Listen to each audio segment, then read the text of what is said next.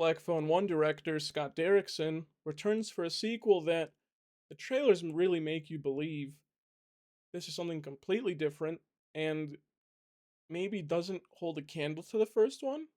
A lot of my problems with older horror movie franchises, and even Terrifier, I guess, is they tend to go into this crazy, super bullshit supernatural route. And while Black Phone 1 did have a bit of supernaturalness in it, the Black Phone 2 trailers made it feel like there's just too much going on. But I think Black Phone 2 did a great job at this supernatural vibe and stuff they did in the movie.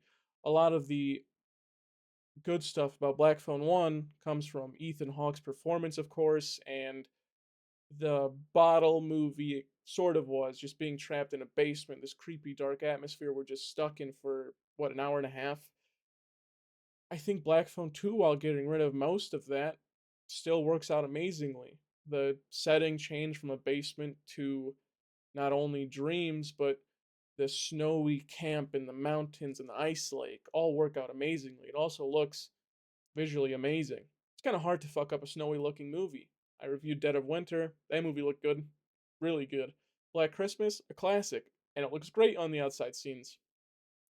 And this movie does the same thing. It looks great in all the snowy scenes. A lot of the transition shots they do with the mountains, I don't really like. I'm not a huge fan of, but in this movie, I think they worked out fine. They looked pretty decent. You don't really see that in these type of horror movies, but I think they worked really, really well. And otherwise, visually, this movie has done some great things. A lot of the camera work was amazing, especially during the chase and action scenes. Like, the tension in this movie is unbelievable, and I think that has to go a lot with not only the score, but the camera work was just great. Like, every time there was a tense scene or suspense going on, you could hear the creaking of the the recliners in my theater because people are just bundling up their arms and legs getting ready for like a jump scare or just something crazy to happen. And this movie delivers every time there is suspense. It really just does deliver. And the dream scenes, I'm going back to visuals now. The dream scenes, they have that little crackly filter on it, and it helps you differentiate what's reality and what's a dream. And they could have just made it be like you don't know what's going on, you don't know if it's a dream or you don't know if it's reality. But this movie works because you know what's a dream and what's not.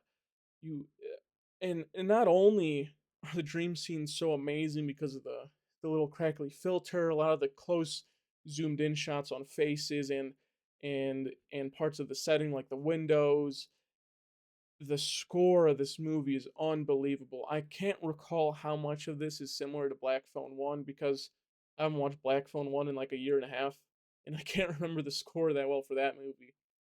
But the score in this movie is fucking amazing. You have like the deep sounding with like high undertone blaring noises during the dream scenes, and it's so fucking creepy. A lot of good horror movies have good scores. Jaws, Halloween, some of Friday the 13th movies, they all have amazing scores. Black Phone 2, amazing score. Every single time you hear something sonically, it is fucking beautiful, especially during the chase scenes. I cannot stop thinking about the basement scene where Madeline McGraw goes back to the basement from the first movie and the grabber comes in. It is so fucking creepy because of the score. It's great. This movie is fucking great sonically. Like everything just sounds beautiful. That score is just unbelievable. I hope it's not a lot from the original and this is more new stuff for Black Phone 2 because I think it is great. It is really, really great. More about the dream sequences. I really like that Ethan Hawke uses them, or the movie actually in general just uses them as flashbacks, sort of. And I'm not a flashback guy. I think flashbacks are pretty boring and lazy. But I think this movie does it really well because they're using the dreams to, or the dream slash flashbacks to set up what we're going to see later in the movie, like the dead bodies. And you have a lot of the backstory about Ethan Hawke. And usually I'm not a fan of a long backstory in horror movies. I'm fine with just the killer being the killer. I'm really just fine with that. You don't really need an explanation. And while we don't get much of an explanation, I like that we've got to see more of the grabber's past. You see him killing the kids in the woods, just throughout the whole camp, and it worked out really well. You also see the part where we find out that their mom didn't kill herself. She she found out who the grabber was, and then he hung her in her garage, and it was just fucking great. I really don't like flashbacks, especially in horror movies, and I think they did it really, really well here. And I think it's just because of it. It is sort of just a dream sequence. As for Ethan Hawke's performance, because a lot of his performance is sort of in the dream sequences, he's not the same person he was in the first one, but he is great in this movie. He moves around a lot more. He moves around like a ballerina almost, or I guess a figure skater, considering he does skate in this movie. His actions are just so absurd. He's like jumping around. There's a scene where he jumps over a carriage and he has like a rope or a tie or something, and he jumps over Mason Thomas's character and just strangles him on the neck. And there's he gets away from him, and then he's skating around, and he sees the two Christian adults at the camp, and he just slashes their heads open like it was like nothing. Fucking amazing. And and Ethan Hawke himself just looks great in this movie. The makeup for him looked crazy. The scenes where he only has like half of his mask on his face looks great. Like he is way creepier than when he has the full mask on, or when he has the mask off too, because that shit is really ugly. But he has like the half, the just the jaw part of his mask, and you just see his creepy soulless eyes with just blood all over his head.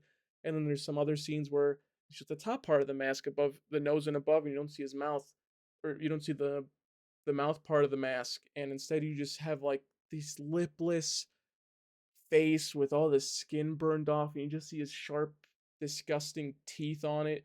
It all just looks so great. Ethan Hawke, while not as creepy in this movie, I guess you could say, he does deliver a lot in every single scene he's in. The part where he's walking around the phone booth, any part where he's just talking to Madeline McGraw, all of it's just fucking creepy, and he does a great job. Ethan Hawke, I thought you were going to disappoint me in this movie, considering how much your character sort of changed, since he's kind of become more of a little devilly creature rather than a stone cold serial killer. But he's great. He's really great. And for everyone else's performance, Mason Thomas, Madeline McGraw, they were fucking great. They were amazing. I wasn't too sure of the move from Mason Thomas to Madeline McGraw as the main character, but I think they did a great job. I think she did a great job. I think McGraw did an amazing job in this movie.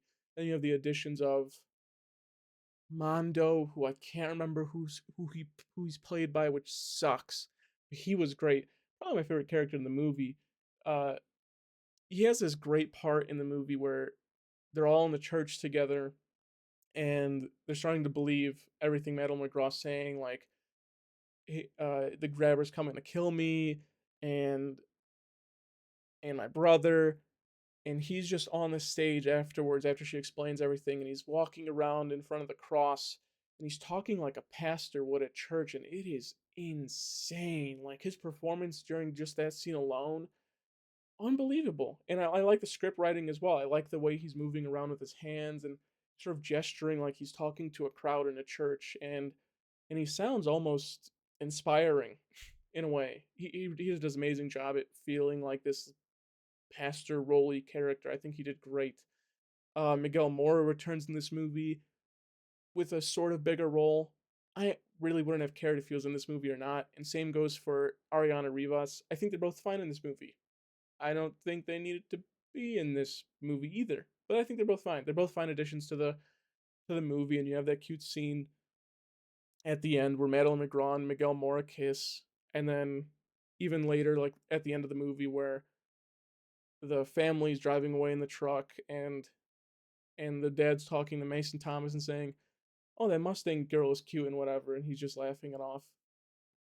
It's it's all it's all fine. I think they're fine. They're just fine additions to the movie, nothing special. And the ending of this movie's perfect, I think. Like, I think genuinely perfect. I was scared with how this movie was gonna end. Maybe setting up a Black Phone 3 sequel, and I wouldn't have wanted that. And I'll say what I want during my rating part. And instead, we get this cute moment with Madeline McGraw hearing the telephone ring, and everyone's kind of scared. And I was too, because the pacing of this movie is absolutely amazing. And while I knew this was the end of the movie, it kind of felt like we were still an hour in. Like, I felt like I got everything I needed, but it felt like there could have been more. It was great. It was the pacing of this movie is perfect. Like, especially during the second act, it feels like it goes by so smoothly, and probably because of the dream sequences and the chases and the learning of Mondo and a lot of the backstory, the camp just goes by so smoothly. Everything just passes by in the second act, and you can still remember it when the third act ends, which is perfect because usually the second act will go too fast and the third one will be the perfect pacing. But I think the whole movie was well paced and amazing. Um, I forgot where I was going with this. Oh, yes, the ending. Sorry. Madeline McGraw on the phone with her mother, and the mom's talking to her like she's a kid because last time, of course, the mom saw her was when she was like, what, 4 or 5 years old.